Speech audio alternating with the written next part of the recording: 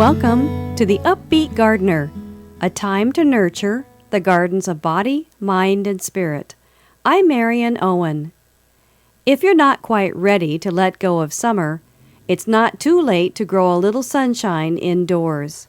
All you have to do is head to the garden or the produce section of your favorite grocery store. What you're looking for are beets, carrots, onions, garlic, and turnips. And what you'll be doing is growing these veggies indoors as edible houseplants, which is surprisingly easy and fun. What's cool is that normally we grow these vegetables as annuals, where we sow the seeds and then harvest the plants in the same season. Technically, though, these vegetables are biennials, which means they produce a root during the first season and, if left in the ground to overwinter, bloom and set seeds the next year. When we harvest normally, we interrupt the process by pulling the roots in the first year. So here's what to do.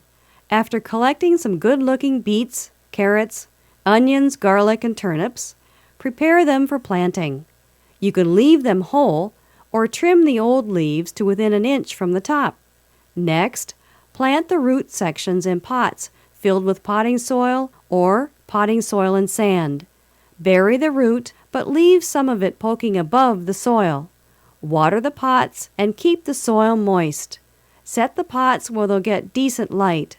Soon, new shoots will appear. The beets will grow beet greens. The ferny carrot tops make a nice, zesty nibble. The onion and garlic tops can be used like green onions. And turnips grow, well, fabulously edible turnip greens. They make a great garnish for a midwinter dish or salad. Now here's a neat trick you can do with cabbage plants.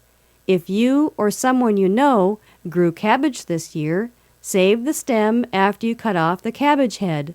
Plant the leftover root and stem in soil like you did with the other vegetables. In a week or so, sprouts will begin to grow from the leaf nodes all along the stem. You will soon have a bushy mound of fresh green cabbage shoots, which are great in salads, soups, and stir-fries. If you plant your veggies soon, you'll have a wonderful display of vegetables, just in time for the holidays and a nice reminder of summer. If you'd like a copy of this show, my email address is mygarden@alaska.net. Until next time, in Kodiak, Alaska, I'm Marion Owen.